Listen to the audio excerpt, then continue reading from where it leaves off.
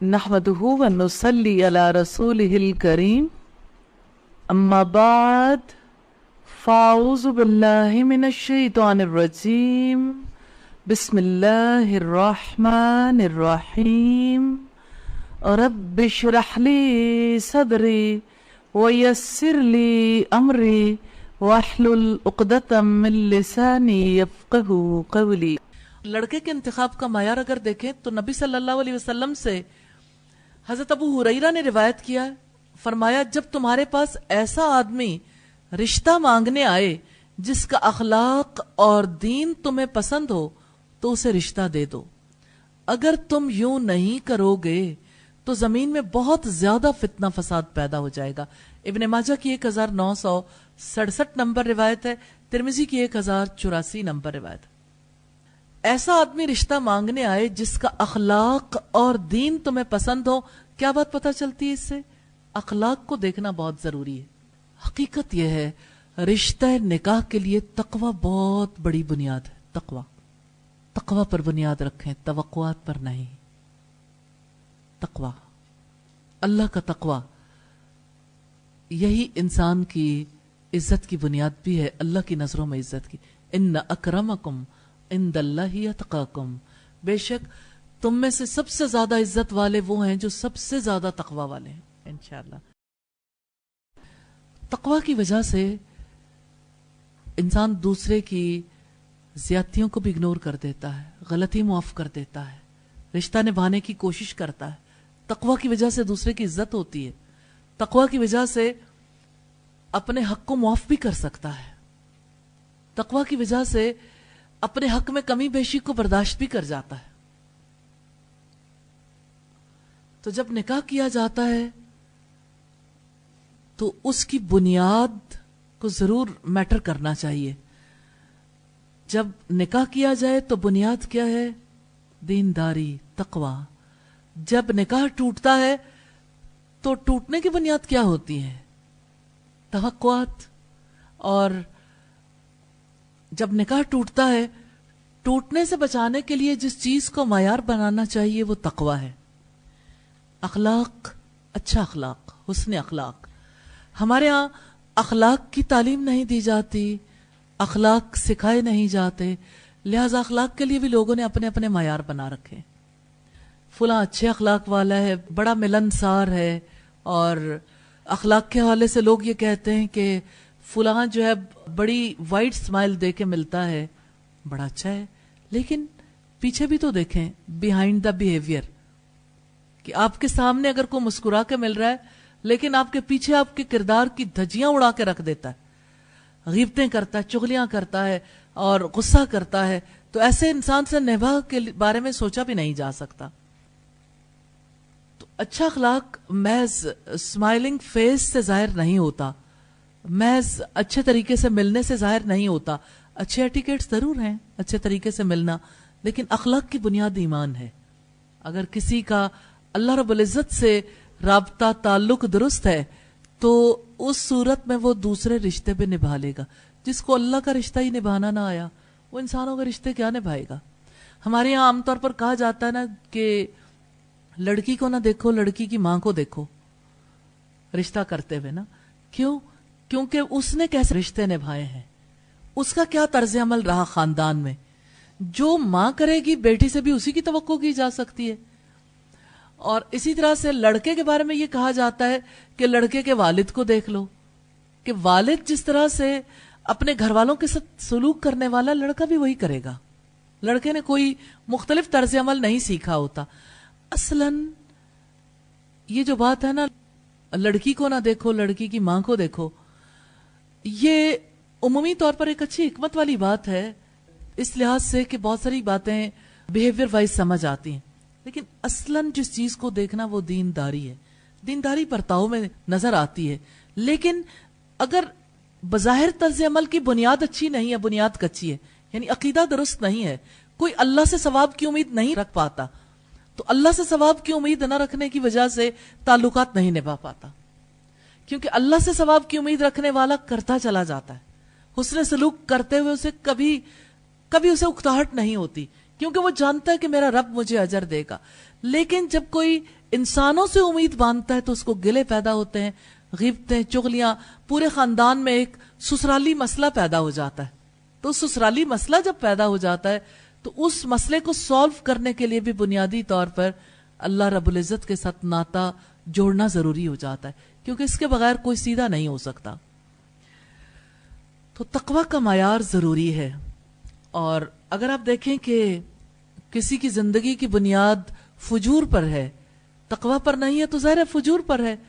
تو ایسے میں تعلقات کے نباہ کی توقع نہیں رکھی جا سکتی. اب آپ دیکھیے کہ فرض کریں کہ کسی کو غصہ بہت آتا ہے، غصے میں وہ پیٹ ڈالتا ہے، اور غصے کے ساتھ اس کی بات بھی سچی نہیں ہوتی، کبھی وعدہ بھی پورا نہیں کرتا، امانت کا خیال بھی نہیں رکھتا، اور حیا کے تقاضوں کا بھی اسے پتہ نہیں ہے.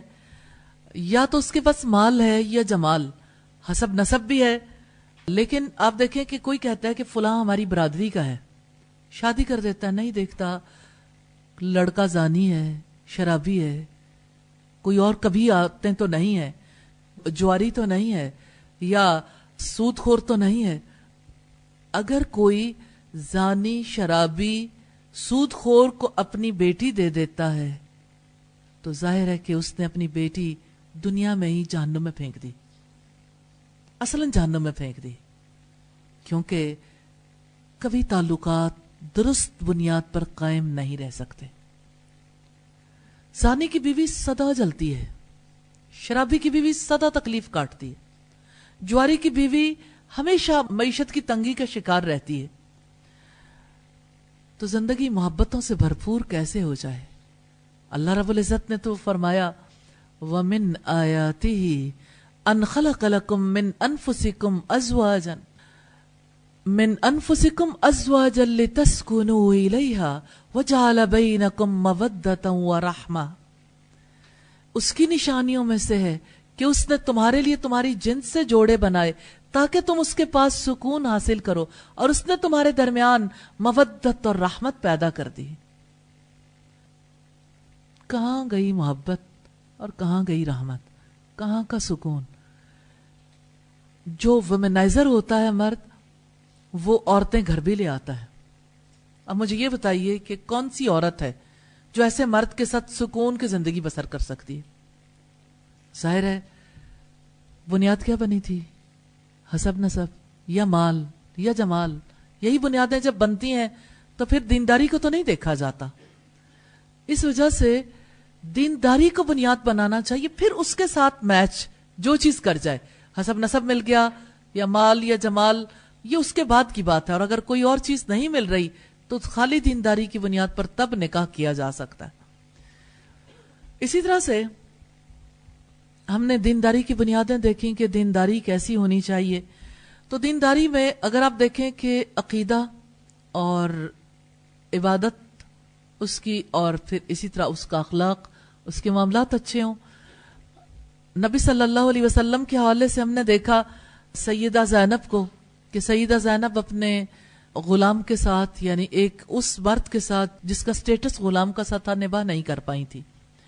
لیکن اس میں کوئی شک نہیں ہے کہ وہ اللہ کی تقدیر تھی اور اللہ تعالیٰ اس کے توسط سے کچھ اور کروانا چاہتے تھے.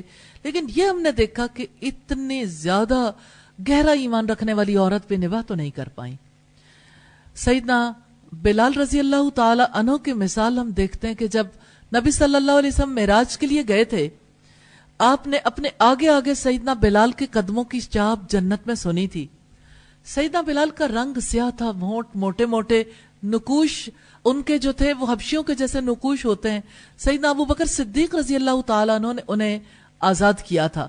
لیکن مدینہ میں سب سے مالدار شخص جن کا یہ قول تھا اللہ کی قسم مٹی میں بھی ہاتھ ڈالتا ہوں تو وہ سونا بن جاتی ہے، وہ سیدنا عبد الرحمن بن عوف تھے.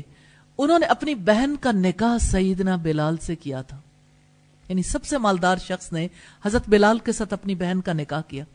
انہوں نے دینداری کو اہمیت دی تھی کہ یہ وہ شخص ہے جس کے قدموں کی چاپ جنت میں رسول اللہ سے آگے آگے تھی. سیدنا ابو حذیفہ نے ہند بنت عتبہ بنت ربیعہ کی شادی سیدنا سالم سے کروائی جو کہ انصاری خاتون کے غلام تھے. غلام کے ساتھ ایک آزاد عورت کا نکاح کروایا. آزاد عورت بھی وہ جس کا سوسائٹی میں بڑا مقام تھا. تو اس سے آپ اندازہ کر سکتے ہیں کہ دینداری کا کیا مقام ہے. دینداری کو ترجیح دینے میں ہمیشہ نفع ملتا ہے الحمدللہ. تو آج کے دن پہ ہم نے جو کچھ دیکھا, آپ نے کیا لرن کیا, کیا سیکھا؟ جی, نکاح کے لیے سب سے اہم چیز دینداری ہے. جی, اور کیا سیکھا؟ عقیدہ, نماز, روزہ, زکوٰۃ, حج, یعنی ارکان اسلام کے بارے میں اس کا جو طرز عمل ہے, جی, اس کے اخلاق اچھے ہوں. اور جی,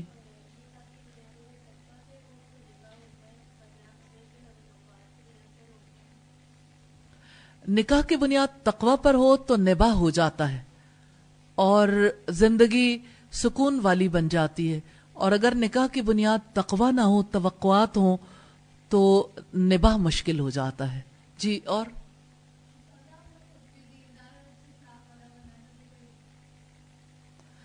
جی انشاءاللہ, یعنی نکاح کے لیے تیاری کرنا چاہتی ہے نا, تو دیندار بننا ہے, تو انشاءاللہ اچھے اخلاق والا بننا ہے. یہ بہت اچھا ہے, بہت اچھا ہے, یہ بڑی اچھی لرننگ ہے. آپ نے آنے والے کل میں اچھی بیویاں ثابت ہونا ہے انشاءاللہ. انشاءاللہ ریلیشن نبھانا سیکھنا ہے نا, تو ریلیشن نبھانے کے لیے یہ بنیادی چیزیں ہیں جو آپ سیکھ رہے ہیں الحمدللہ. لیکن اب اگر نیت شامل ہو گئی تو اللہ تعالیٰ اس کا اجر دے گا انشاءاللہ. جی, کوئی اور بات کہنا چاہیں؟ جی,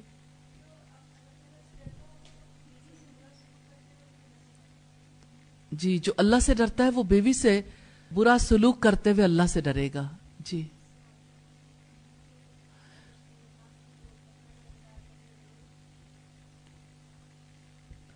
جی, ذات دیکھنا ضروری ہے, ضروری ہے.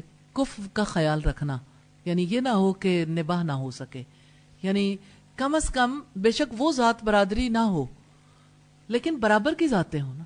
یعنی اس طرح سے نہ کریں کہ کسی غلام کے ساتھ, یا نارملی سوسائٹی میں جس کا کوئی مقام نہیں, جس کا گھرانہ جو ہے وہ عزت دار نہیں سمجھا جاتا, تو ایسے گھرانے میں جب کوئی لڑکی جاتی ہے تو اس کے لیے سوشل پریشر کو بیئر کرنا مشکل ہو جاتا ہے. تو ایسی آزمائش پہ نہیں ڈالنا چاہیے. لیکن ہمارے یہاں جو ذات برادری کی قید ہے اس کو تو ہم نے دیکھا کہ دینداری کو ترجیح دینی چاہیے. جی,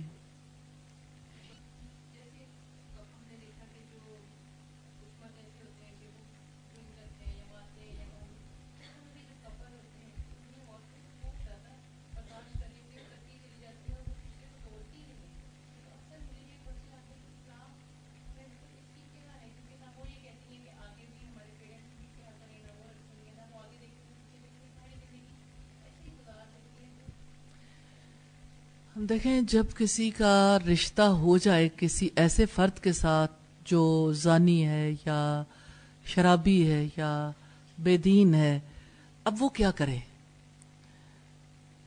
اگر عورت دیندار ہے چاہے تو اس کو دینداری کے راستے پہ لانے کے لیے پوری ایفرٹ کر لے. یہ تو پہلی بات ہے.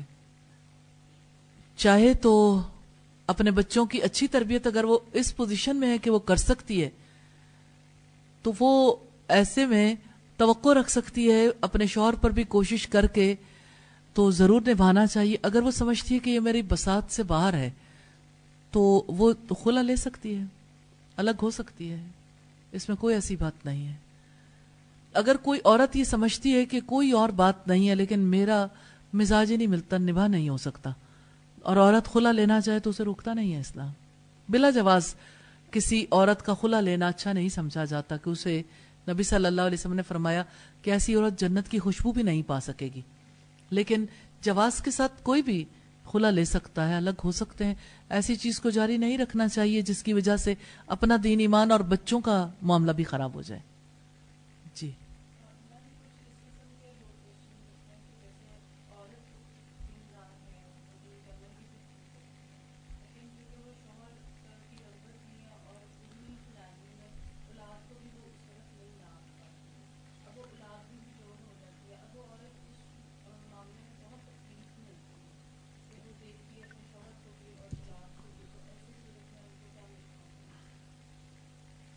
اصل حالات تو عورت جانتی ہے, اس کے گھر والے, وہ اپنے گھر والوں کو انوالو کر کے اس صورتحال کا جائزہ ضرور لیں اور اس کے بارے میں باقاعدہ جو صورتحال ہے سب کے سامنے رکھیں اور پھر اس مسئلے کا حل تلاش کریں.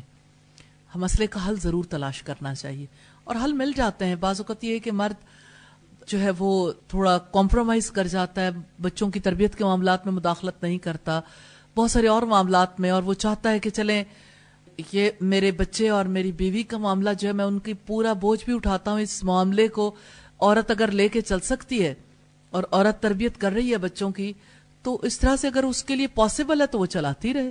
اور اگر وہ سمجھتی ہے کہ میرے لیے الگ ہو جانے میں خیر ہے تو اس کو یہ بھی دیکھ لینا چاہیے الگ ہونے میں وہ کون سی خیر ہے جو وہ حاصل کرنا چاہتی ہے.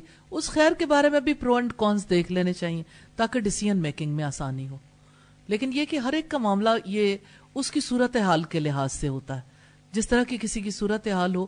اور اگر آپ کو ساتھ رہنے میں زیادہ ایسے یعنی دلائل نظر آتے ہیں اور ایسی یعنی صورتحال ایسی ہے کہ جس میں آپ یہ سمجھتے ہو کہ بچے زیادہ بہتر طریقے سے یہاں پہ رہ سکتے, ادھر بگڑنے کے چانسز زیادہ ہیں, تو پھر ایسی صورت میں کچھ حقوق میں کمی بیشی پہ کمپرومائز ہو سکتا ہے.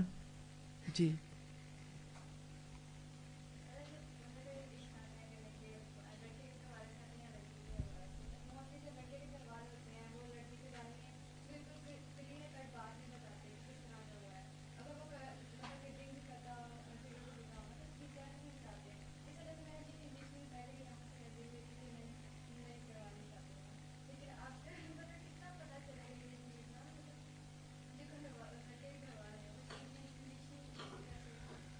اچھا ٹھیک ہے. آپ کہتے ہیں کہ یہ کیسے پتا چلے کوئی دیندار ہے؟ اگر آپ لوگوں میں سے کوئی یو ایس اے کی ایمبیسی میں اپلائی کرتا ہے کہ مجھے ویزا چاہیے, ٹھیک ہے, یا آپ یو کے جانا چاہتے ہیں یا آپ امیگریشن کے لیے اپلائی کرتے ہیں, تو آپ کے بارے میں وہ کہاں سے پتا کروائیں گے؟ پتا کروائیں گے اس کے لیے انویسٹیگیشن کہاں تک ہوگی؟ بینک اکاؤنٹس تک بھی. آپ کے پیچھے کسی جگہ پہ آپ کے آباء و اجداد جہاں رہتے تھے وہاں سے لے کے اب تک آپ کس طرح کے معاملات میں مبتلا رہے, آپ کی زندگی کیسے, پورے طریقے سے چھان پھٹک کے پھر آپ کے بارے میں ڈیسائیڈ کرتے ہیں. یوں ہی نہیں, زندگی ہے بھائی, زندگی کے لیے پتا کرنا چاہیے. پیرنٹس کو یہ کہنا چاہیے کہ پتا کریں کہ مجھے جب تک یہ تسلی نہیں ہوگی تو اس وقت تک میں اس کے لیے تیار نہیں ہوں. تو تسلی ہونی چاہیے, اس میں تسلی کروانی چاہیے اور اللہ سے مدد مانگنی چاہیے. اللہ تعالیٰ آسانی کریں گے اور پتہ لگ جاتا ہے ارد گرد والوں سے. خاندان کون سے چھپے ہوئے دنیا میں ہی رہتے ہیں اور کسی بھی رابطے تعلق سے پتہ کروانا بالکل آسان ہے, مشکل نہیں ہے کسی کے لیے بھی پتہ کروانا. نبی صلی اللہ علیہ وسلم نے ارشاد فرمایا النکاح من سنتی, نکاح میری سنت ہے. فمن رغب عن سنتی, جو میری سنت سے اعراض کرے, منہ موڑے, فلیس منی, وہ مجھ سے نہیں ہے. اس سے نکاح کی اہمیت کا ہمیں اندازہ ہوتا ہے. الحمدللہ جب کبھی ماں باپ یہ محسوس کریں کہ اب اولاد شادی کے قابل ہو گئی تو انہیں رشتے کے لیے بات چیت کا آغاز کرنا چاہیے. یہاں ایک بات میں ضرور واضح کرنا چاہوں گی کہ یہ آغاز کیا ہمیشہ لڑکے والوں کی طرف سے ہوگا یا لڑکی والوں کی طرف سے بھی ہو سکتا ہے. تو میں پہلی حدیث جو آپ کے سامنے رکھنا چاہتی ہوں وہ لڑکی والوں کی طرف سے آغاز کے حوالے سے, کیونکہ اسلام تکلف پسند نہیں ہے اور جو فرائض جن کو ادا کرنا ہے اور سنتیں جن کو پورا کرنا ہے اس کے لیے لازم ہے کہ اس میں تاخیر نہ کی جائے. سیدنا عقبہ بن عامر سے روایت ہے کہ نبی صلی اللہ علیہ وسلم نے ایک شخص سے کہا اتردا ان ازوجک فلانا, کیا تم راضی ہو کہ فلاں عورت سے تمہاری شادی کر دوں؟ اس نے کہا جی ہاں. پھر آپ نے عورت سے پوچھا اتردین ان ازوجک فلانا, کیا تم راضی ہو کہ تمہارا نکاح میں فلاں مرد سے کر دوں؟ تو اس نے کہا جی ہاں. چنانچہ آپ نے ان دونوں کی شادی کر دی. اور پھر اس مرد نے اس سے صحبت کی مگر حق مہر مقرر نہیں کیا اور نہ اسے کچھ دیا. یہ ان لوگوں میں سے تھا جو حدیبیہ میں شریک ہو چکے تھے. شرکائے حدیبیہ کو خیبر میں سے حصہ ملا تھا. یہ آپ جانتے ہیں کہ حدیبیہ کے فوراً بعد اللہ پاک نے خیبر فتح کروا دیا تھا اور پھر اس میں سے ان لوگوں کو حصہ ملا تھا. جب اس کی وفات کا وقت قریب آیا تو اس نے یہ بات کہی کہ رسول اللہ نے فلاں عورت سے میری شادی کر دی تھی مگر میں نے اس کے لیے مہر مقرر نہیں کیا تھا نہ اسے کچھ دیا تھا اور میں تمہیں گواہ بناتا ہوں کہ میں اسے مہر میں اپنا خیبر کا حصہ دیتا ہوں. چنانچہ اس عورت نے وہ حصہ لیا اور پھر اسے 1,00,000 میں فروخت کر دیا. اس دور کی بات ہے جب 1000 بھی بہت بڑی بات تھی. اور یوں یعنی اسلام کے اس پیارے قانون کی وجہ سے اور نکاح کی شرط کی وجہ سے عورت کو اتنا بڑا نفع نصیب ہوتا ہے الحمدللہ. تو یہاں اس حدیث کے حوالے سے ہمیں پتہ چلتا ہے کہ اگر عورت اپنی رضامندی کا اظہار کر دے اور مرد بھی اظہار کر دے تو ایسے میں نکاح ہو سکتا ہے. اور نکاح کے حوالے سے 2 باتیں پیش نظر رکھنا بہت ضروری ہے. جب بھی کبھی کوئی لڑکے والے دیکھیں یا لڑکی والے دیکھیں, جو چیز سب سے زیادہ ہیلپ فل ہے رشتے 1 سے زائد ہوں تو استخارہ کرنا چاہیے. 1 سے زائد رشتوں پر اللہ تعالیٰ سے خیر طلب کرنے سے نفع ہوتا ہے الحمدللہ. ہمارے یہاں یہ بھی بڑا کامن ہے کہ لوگ کہہ دیتے ہیں اچھا ہم نے استخارہ کیا تھا اور استخارہ جو ہے وہ ہمارا ٹھیک نہیں ہوا, خواب میں ہم نے فلاں رنگ دیکھا تھا اور فلاں چیز دیکھی, فلاں سے ہم نے پوچھا تھا کہ اچھا اس خواب کا کیا مطلب ہے, تو انہوں نے کہا یہ چیز تو آپ کے حق میں اچھی نہیں ہے. تو استخارہ کرنے کا یہ مطلب نہیں ہوتا. استخارہ کرنے کا یہ مطلب ہے کہ آپ نے اپنا معاملہ اللہ تعالیٰ کے آگے ڈال دیا نا, اب اللہ تعالیٰ اس کے لیے خود اسباب پیدا کریں گے. اور یہ کہ جب کہیں کسی معقول جگہ سے رشتہ آئے اور اچھا خاندان بھی ہو اور لڑکا بھی نیک شریف ہو تو ایسی صورت میں بلا جواز انکار نہیں کرنا چاہیے. نہ لڑکے والوں کو انکار کرنا چاہیے نہ لڑکی والوں کو انکار کرنا چاہیے, کیونکہ بعض اوقات ایسا ہوتا ہے کہ اس انکار کے ساتھ گھرانوں کے درمیان اختلافات بھی پیدا ہو جاتے ہیں, اور اگر اختلافات نہ بھی پیدا ہو تو بعض اوقات کسی بہت اچھی آپشن کو لوگ لوز بھی کر دیتے ہیں. اس لیے اس معاملے میں اگر معاملہ معقول ہے تو لڑکا اور لڑکی ایک دوسرے کو دیکھ ضرور لیں ڈیسیژن کرنے سے پہلے, یعنی بات کو فائنل کرنے سے پہلے. دوسری بات یہ کہ لڑکا لڑکی کو دیکھ لے اور لڑکی لڑکے کو دیکھ لے. یہ دیکھنا جو ہے یقیناً آپس میں محبت کا باعث بھی بنتا ہے.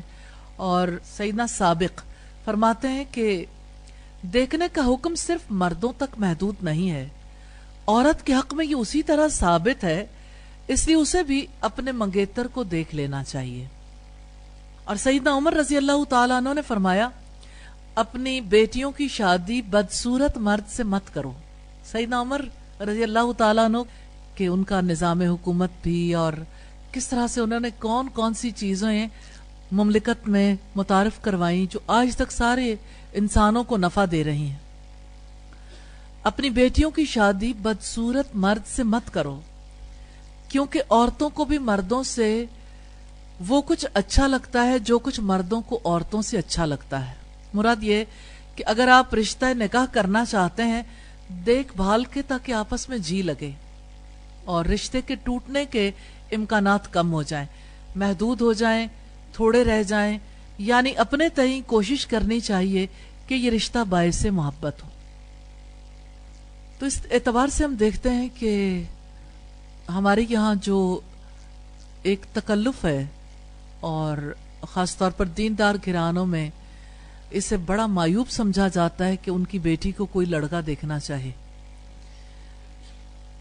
تو اسے اس لحاظ سے دیکھیے کہ اس دور میں پہنچ کر بھی لوگ نبی صلی اللہ علیہ وسلم کی اس فراست کو محسوس نہیں کر سکے. یعنی اس دور میں آپ صلی اللہ علیہ وسلم نے کس طرح سے لوگوں کو فیسیلیٹیٹ کیا تھا کہ آپس میں ایک دوسرے کو ضرور دیکھ لینا چاہیے. اس کا فیصلہ لڑکا اور لڑکی خود نہیں کریں گے کہ انہوں نے ایک دوسرے کو دیکھنا ہے اور طویل سیٹنگز دینی ہے اور لانگ ڈرائیو پہ جانا ہے اور 2-2 سال اور 10-10 سال دیکھنا ہے کہ ہماری آپس میں ہم آہنگی ہو سکتی ہے یا نہیں, کیونکہ یہ ساری قباحتیں تو آپ لوگوں کے سامنے ہی ہیں جیسے کو ایجوکیشن کی وجہ سے لڑکا اور لڑکی نارملی ایک دوسرے کے قریب آ جاتے ہیں، لیکن کچھ دنوں کے بعد پتہ چلتا ہے کہ ایک جگہ سے بات نہیں بنی، پھر دوسری جگہ، پھر تیسری جگہ، یعنی لوگ اپنی عزتوں کو کس طرح سے لوگوں کے آگے ڈال دیتے ہیں تاکہ ان کے ساتھ کوئی کیسا بھی معاملہ کر لے. تو اسلام اس چیز کی اجازت نہیں دیتا. اسلام یہ کہتا ہے کہ لڑکی اپنے ماں باپ کی حفاظت میں ہے، ان کی عزت ہے، اور لڑکا جو ہے وہ اپنے ماں باپ کے پاس ہے. اب نکاح کے موقع پر دونوں کو رائٹ دینا چاہیے کہ ایک دوسرے کو ضرور دیکھ لیں.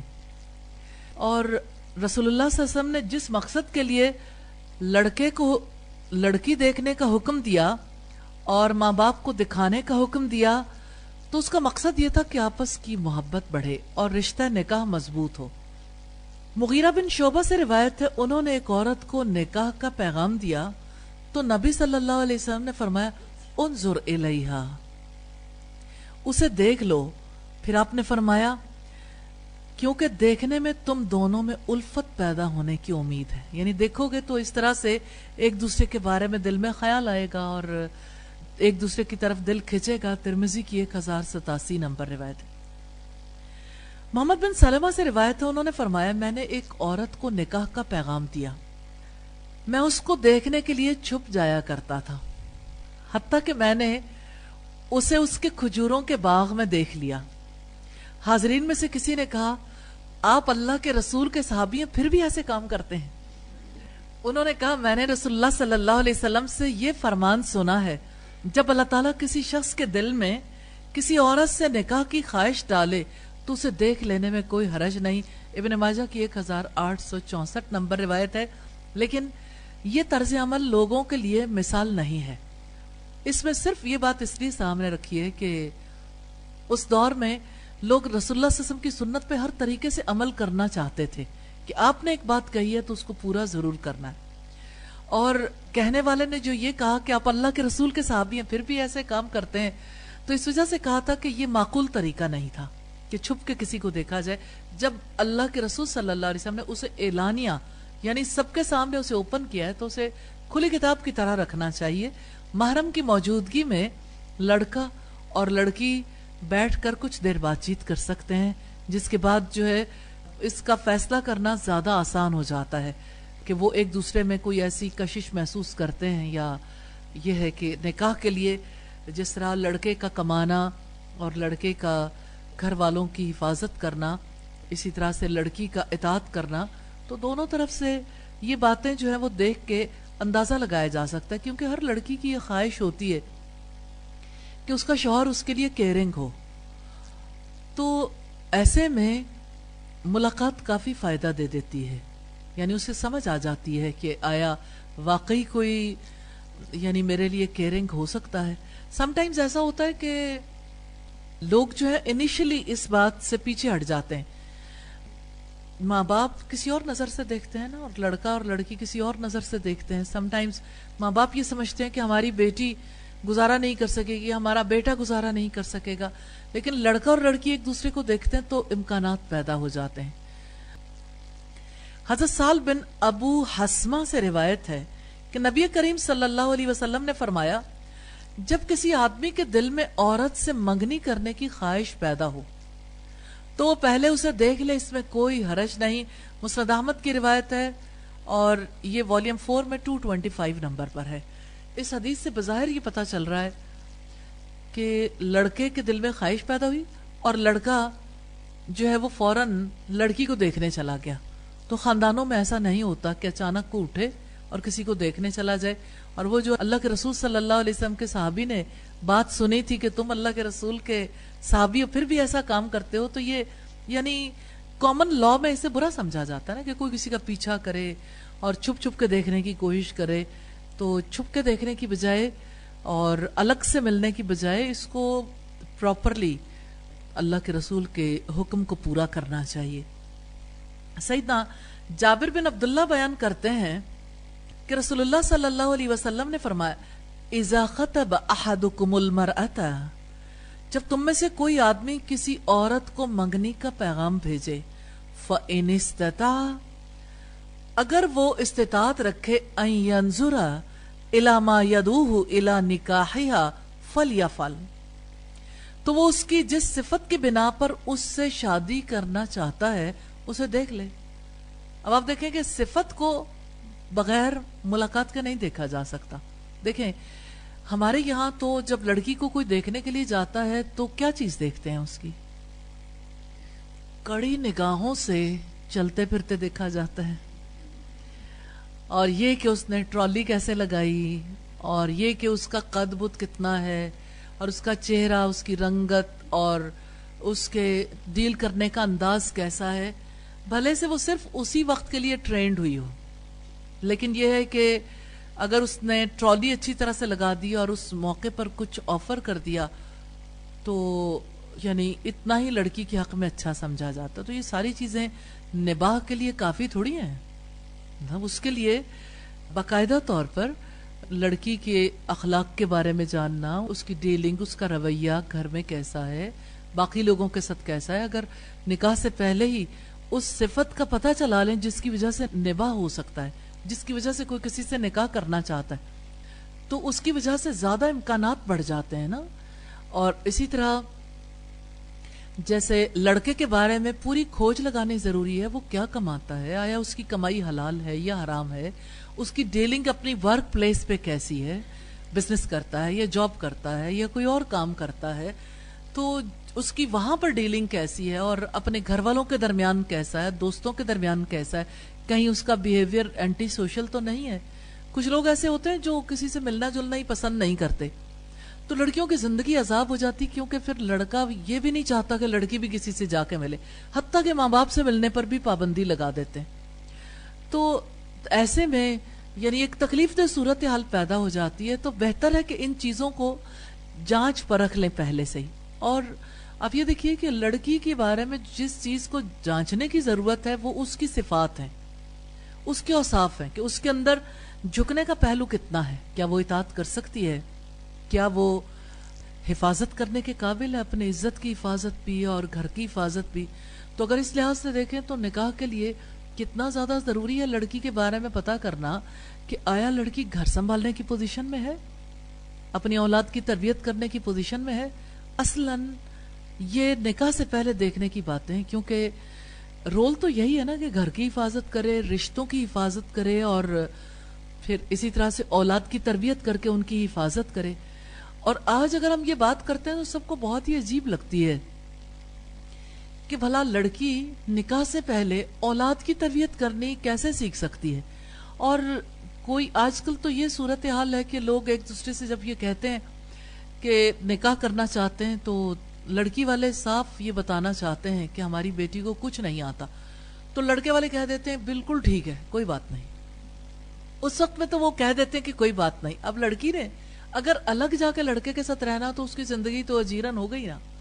ماں باپ نے تو آپس میں باندھ دیا. اب لڑکی نادان ہے، نہ اسے رشتے نبھانے آتے ہیں، نہ گھر چلانا آتا ہے، بجٹنگ بھی کرنی نہیں آتی، اسے پرائرٹائز بھی نہیں کرنا آتا، اسے گھر سنوارنا اور گھر میں یعنی بے شک کسی کے گھریلو معاملات بہت لمیٹڈ بھی ہوں تب بھی بجٹ بنانا تو آنا چاہیے نا کہ آپ کتنے میں گزارا کرو گے، آپ کو کس طرح سے ایک مہینے میں یا کچھ عرصے میں کس طرح سے اپنے گھر کو لے کے چلنا ہے. تو لڑکی کو اگر بجٹ بنانا نہیں آتا تو اس کو نکاح تو نہیں کرنا چاہیے، کیونکہ وہ تو بہت زیادہ اس بارے میں اپنے گھر میں جا کے تکلیف دہ صورتحال پیدا کرے گی. اور اگر لڑکی جو ہے وہ رشتے نہیں نبھا سکتی اور اگر وہ اخلاق کی اچھی نہیں ہے تو ظاہر ہے کہ ایسی لڑکی کے ساتھ تو نکاح کر کے گھر بسانے والی بات تو نہیں ہوگی نا. اس کا یہ مطلب نہیں ہے کہ یعنی کوئی نکاح کی شرط ہے کہ کسی کو بجٹ بنانا آتا ہو. نکاح کی شرط تو نہیں ہے، گھر بسانے کے لیے، رشتہ نبھانے کے لیے. یہی چیزیں پھر کل کلاں کو رکاوٹ بنتی ہیں نا، کیونکہ جب نکاح ہو جاتا ہے تو پھر توقعات بہت زیادہ ہوتی ہیں. تو نکاح کے بعد کی جو توقعات ہیں اس کو پہلے جانچ پر رکھ لیں، جو آپ چاہتے ہیں اس کو دیکھ لیں اچھے طریقے سے، کیونکہ بعد میں اگر آپ شکوہ کریں گے کہ آپ میں فلاں چیز نہیں فلاں نہیں، تو اگر آپ بازار سے جب چیزیں پرچیز کر کے لاتے ہیں، اگرچہ یہ پرچیز کا معاملہ تو نہیں ہے لیکن عام چیزیں بھی اگر لے کے آتے ہیں تو آپ فروٹ گلا سڑا ہو تو نہیں لے کے آئیں گے، آپ سبزی گلی سڑی ہو تو نہیں لے کے آئیں گے، آپ کسی ایسی جگہ سے گروسری بھی نہیں کرنے جاتے جہاں پہ دالیں صاف کی بھی نہ ہوں یا اسی طرح سے آٹا اچھا نہ ہو یا گھی وہاں سے ٹھیک نہ ملتا ہو یا مسالے ٹھیک نہ ملتے ہوں، تو اب سوچیں وہ تو گروسری کا معاملہ ایک دفعہ یوز ہونا ہے نا، چیزوں نے ایک آدھ بار یا کچھ دن تک یہ چیز یوز ہونی ہے پھر ختم ہو جائے. جس نے ساری زندگی گزارا کرنا ہے اور جس کے ساتھ رہنا ہے تو اس کے بارے میں کانشیس ہونے کی زیادہ ضرورت نہیں ہے، تو اچھے طریقے سے جانچ پرکھ لینا چاہیے. اور آپ صلی اللہ علیہ وسلم کی جو روایت سیدنا جابر بن عبداللہ سے، یہ ابو داؤد کی روایت ہے 2082 نمبر پر. حضرت ابو حمید سے روایت ہے، رسول اللہ صلی اللہ علیہ وسلم نے فرمایا جب کوئی آدمی کسی کو منگنی کا پیغام بھیجے تو اسے دیکھ لینے میں کوئی حرج نہیں ہے، یعنی کوئی رکاوٹ نہیں ہے، دین اس میں کوئی رکاوٹ عائد نہیں کرتا، اگرچہ اس عورت کو علم نہ ہو بشرط یہ کہ وہ منگنی کی وجہ سے دیکھ رہا ہے. یہاں یہ بات بہت ضروری ہے کہ ہم اس کے بارے میں جائزہ لیں. دیکھیں جب کوئی منگنی کرنے کی نیت رکھتا ہے نا، پختہ ارادہ رکھتا ہے، پھر تو وہ دیکھے. ایک خاتون کے بارے میں مجھے یہ جو رشتہ ناتا ڈپارٹمنٹ والے ہیں انہوں نے بتایا کہ فلاں خاتون جو ہے وہ کہتی ہے میں نے 6-7 رشتے دیکھ رکھے ہیں، تو بس اس طرح کا کوئی سلسلہ رکھ لیں کہ ایک دن میں ہی میں سارے رشتے دیکھا ہوں. اب وہ اگر اپنے بیٹے کو ساتھ لے جا کے 7 لڑکیاں دکھانا چاہیں تو ظاہر ہے یہ زیادتی کی بات ہے. صرف اس لڑکی کو دیکھنا چاہیے جہاں باقی چیزوں کا اطمینان ہو گیا ہو. اب بالکل پختہ ارادہ ہے تو آخر میں لڑکے سے پوچھ لینا چاہیے تاکہ اگر یعنی کوئی کسی قسم کی کمی بیشی ہے تو اس کا پہلے سے ہی سدے باب ہو جائے. تو ابتدا میں ہی سب سے پہلا معاملہ لڑکی کو دکھانے کا نہیں ہونا چاہیے، کیونکہ ظاہر ہے کہ لڑکی کے لیے بھی یہ بہت زیادہ تکلیف دہ پہلو ہوتا ہے کہ ہر کوئی اسے دیکھ رہا ہے اور ہر کوئی ریجیکٹ کر کے جا رہا ہے، تو یہ مناسب نہیں ہے. اسی طرح سے سیدنا ابو ہریرہ بیان کرتے ہیں کہ ایک شخص نے ایک انصاری عورت سے شادی کرنی چاہیے. آپ نے فرمایا اسے دیکھ لو کیونکہ انصاریوں کی آنکھیں عموماً چھوٹی ہوتی ہیں. اور سعد بن منصور سے یہ روایت ہے سنن میں 523 نمبر پر. اب اس حدیث سے میں یہ پتا چلتا ہے کہ دیکھیں ضروری نہیں ہے آخر چھوٹی آنکھوں والی کا بھی تو کہیں نکاح ہو گئی. نبی صلی اللہ علیہ وسلم سے یہ الفاظ ملتے ہیں ایک اور حدیث میں کہ انصار کی آنکھوں میں کچھ خرابی ہوتی ہے. بعض اوقات چھوٹی آنکھیں جو ہیں وہ بہت زیادہ خوبصورت لگتی ہیں، ہر ایک کی اپنی چوائس ہے. کسی کو موٹی آنکھیں اچھی لگتی ہیں، کسی کو چھوٹی اچھی لگتی ہیں، کسی کو درمیانی اچھی لگتی ہیں. اور اللہ تعالیٰ نے سب کے لیے اسباب بھی پیدا کر رکھے ہیں اور شکل و صورت بھی اللہ تعالیٰ کی بنائی ہوئی ہے. لیکن بات یہ ہے کہ بعد میں جن آنکھوں پر آپ نے تکلیف محسوس کرنی ہے کہ مجھے رغبت محسوس نہیں ہوتی کسی لڑکی کو دیکھ کر، بہتر یہ ہے کہ پہلے سے ہی دیکھ پال لو کہ اگر رغبت کا کوئی سلسلہ بنتا ہے تو پھر آپ منگنی کر لو، ورنہ بصورت دیگر نکاح سے پہلے ہی یہ معاملہ طے ہو جائے گا تو زیادہ بہتر ہے. یہ معاملہ طے ہو جائے گا تو زیادہ بہتر ہے انشاءاللہ. سبحانک اللہم و بحمدک نشہد ان لا الہ الا انت نستغفرک و نتوب الیک. السلام علیکم ورحمۃ اللہ وبرکاتہ.